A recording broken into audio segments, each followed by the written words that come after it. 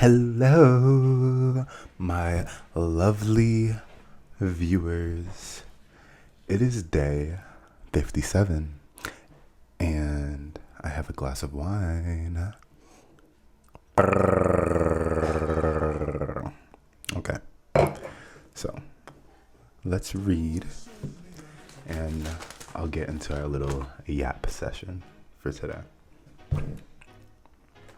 The new approach I'm taking with having more rest between the times I record feels really good, but I've caught myself pushing it off, kinda. Like for today, I continued updating my finance spreadsheet and did my laundry. But the funny thing is, when I went to record after, I kind of forgot I already did my laundry.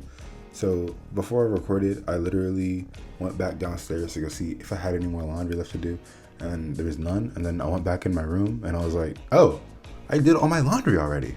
I'm ahead of schedule. So I did that. So it's kind of funny just seeing how taking this extra time off has thrown me off and also put me in the right place. I'm thrown off by not having to grind so hard every single day as much, and I'm reoriented into having more time to invest in myself and really clean up and make sure everything is as up to date as I need it to be. But this increased space throws me off right now, just because I'm used to always pushing myself out creatively. Yeah, I did not read that word for word.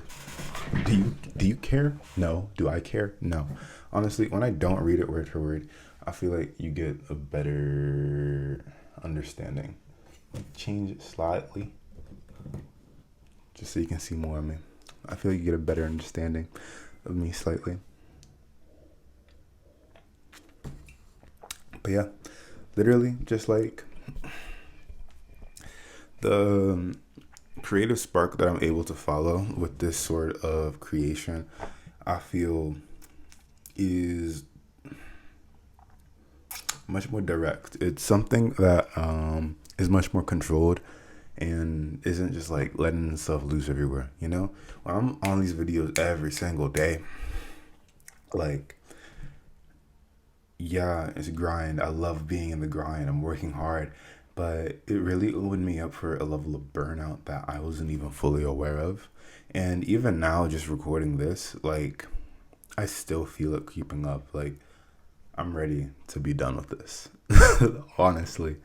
And like already just reflecting about what this series has been, it's been like therapy.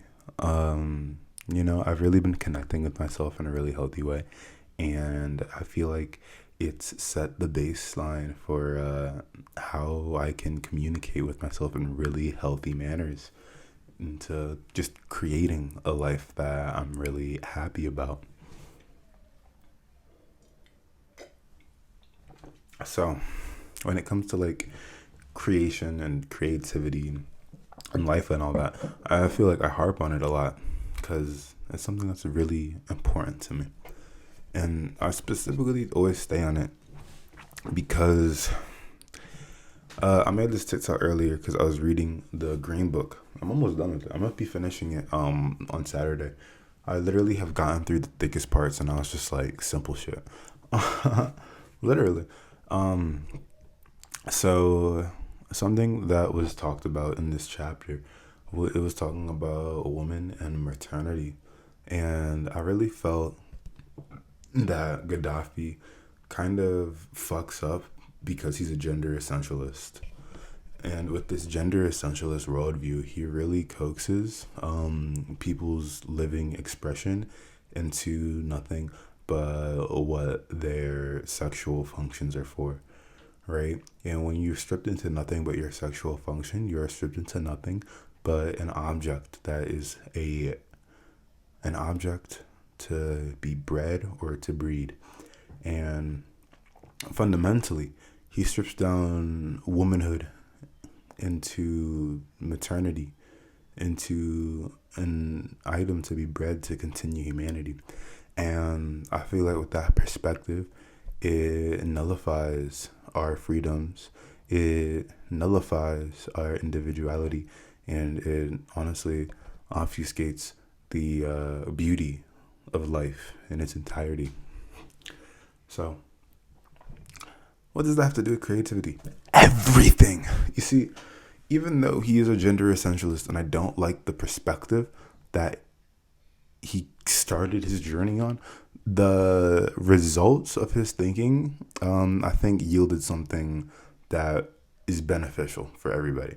And ultimately, it came down to saying that we should be providing care for those that choose to be mothers and parents to a degree in which they are not separated from their child and that they can provide care throughout all of the maternal needs that these children need. All right? Because a society in which the parent cannot be providing those paternal needs to their children and they have to relinquish it in need of something else is a society that is failing life ultimately, right? The societal goals have been shifted in a very scary way, if that's the case. So when it comes to our creativity, I feel like throughout the course of this series, I've come to recognize that it is through our creativity that allows us to feel very human and pushes us into living beyond our biological framework, right? Because something that is talked about a lot is how there's the animal, plant, and human kingdoms, right? But we want to separate ourselves as humans away from the animal kingdom because we want to say that we are more special because of how we have destroyed and manipulated the world around us. But that doesn't make us more special. I think that only emboldens the fact that we are absolutely terrified of the fact that there is a very deep lack of meaning in what we've come to attach to our existence. And in searching for that meaning within ourselves, but not through ourselves, but through what we can create, uh, is what helps with that. But when we look at what we've created for ourselves now, it's not something that emboldens our humanity, emboldens life, actually highlights the beauty of living, highlights the beauty of creation, highlights the beauty of humanity. No, it's something that highlights the destruction of it, emboldens the isolation of the individual, the isolation of life. It tries to strip it down into its most bare form and to say that, like, this is, like, the most beautiful, right? You know, what came to me just now saying that was the Cogito, right? I think, therefore I am. And it's like, I don't know how I'm gonna relate that. Dead ass. I mean, okay, look. So we have the Cogito, right? I feel like that's something that a lot of philosophy highlights as like something really cool or whatnot. And like it's true, right? And it is also true that for like everything. Damn, how am I gonna relate this back to creativity? I don't know. Um, but okay, so when we're looking at current life, we see that it's been put into this position by a very select few, right? And not even like a select few, but uh, certain ideas that have gained power and have amassed its means of control through violent oppression is what has put us into this position, right? Those that have wanted this control have thought of it and put it into action in such a manner in which that it is subconsciously acting upon us so that it's affecting us materially, spiritually, and mentally, um, in every aspect of our existence. And it's like these ideas that are permeating us in every fabric of life goes against life, you know, the antithetical to letting ourselves thrive to its fullest. You know, think about it. The this type of conquest, this type of greed, this type of lust for control has put our planet in such a position in which I have no idea what even the next 5 years of life is going to look like, because the climate has been fucked, you know? And it's like, okay, things are in a very crazy position. But I still have hope. And why do I have hope? Because of my creativity. And not just my creativity, but everybody's creativity. Because it is through creativity in which our freedom is identified and acted upon. Right? In the Green Book, Gaddafi was talking about a lot of how the natural law of things is where individual freedom has come to be expressed. And in that, freedom is contained in choice.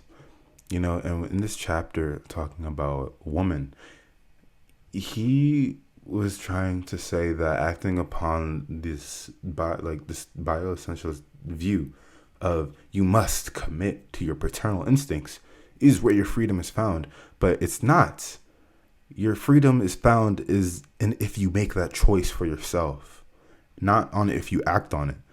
Having the choice is a part of your freedom, but it is up to you, up to the individual that has been granted that body to say, I will commit to this, or I will not commit to this. That is where the freedom is. The freedom is the choice. So, above all else, your freedom can never be fully accessed unless you have creativity, because if you're not a creative person, you're not even going to have the gall to say no. If you're not a creative person, you're not going to have the gall to question, to think out the box of what is presented to you, right? This isn't just about creating art, even though it is. This is about how you're living your life, right? And the reason I'm very big on hyping on this art, no matter how it's presenting itself, is specifically because when you take that time to let your mind ruminate, when you take that time to sit down, slow things down, let your mind wander, think about what could I do differently? What can I control to make my life better? What could I do to make everyone's life better? How can I take power back for living a good life that I want? That is where your creativity starts to strengthen itself, And it's not going to start with that question. It might start simple with just like, I want to draw that leaf or like, I just want to learn how to sew, or I want to skate, or I want to work out, or I just want to live, just something along those lines. And that is where it's born out of. But it all starts with your choice on how you want to do things.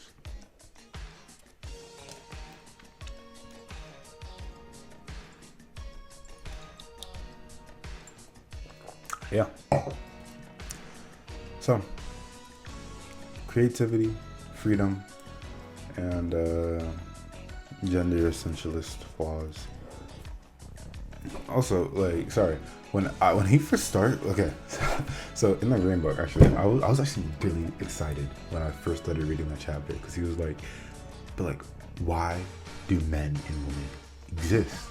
And I thought we were about to go down some gender abolitionist shit, and I was like, yeah, bro, let's break down this whole framework and really come to understand, because his whole thing was about freedom. But nah, bro. He wants freedom for a select few. Still can't fuck with it, but your ideas are good, bro. Just not all of them, but you're a product of your time. Anyway, this was a fun video. It's day 57. We're almost done. Actually, I'm gonna keep talking. So when I was talking about how I want these videos to mean more for this last week, what was going through my mind when I originally said that was doing more editing or something. But honestly, now with that time that I've had to let things breathe, that honestly has come to mean being free to its fullest. even if it's like, even if it has more editing or no editing, it doesn't matter, because I do this because I love it, even if it tires me. And like, you're watching, I'm making, I'm living the life that you're watching. Not even trying to be like a dickhead or anything, but it's literally just like, this is fun, you know? Ambidexterity, like today's drawing that I did of all the lines and such, I got lazy at the end because it was taking a while. My SD card filled up, but literally, like, I felt how this repetitive motion was improving me. And it was like, I hadn't done this type of work in a while. I let myself go free and practice form for a little bit, and I was like, I'm not satisfied with this. So let me go back to what I first started with. And like, looking at these circles and squares that I did at first, compared to now, the growth is apparent. The growth is very apparent. And I'm very happy with it. I'm incredibly happy with it. And I think just by day 60 alone, because I'm going to be doing a slightly different warm-up, because I've just been writing in these journals for the last couple of entries with no warm-up. But I think by day 60 it'll be something beautiful. And for the day 60 video, I actually do want to like edit that to be something really pretty, because I'm gonna like do some shorts for social media and shit as like my goodbye letter to this, because my new life is about to start. Everything broke and now we're so back. We're so back. All right, I'll see you guys. I'll see you guys later. Bye.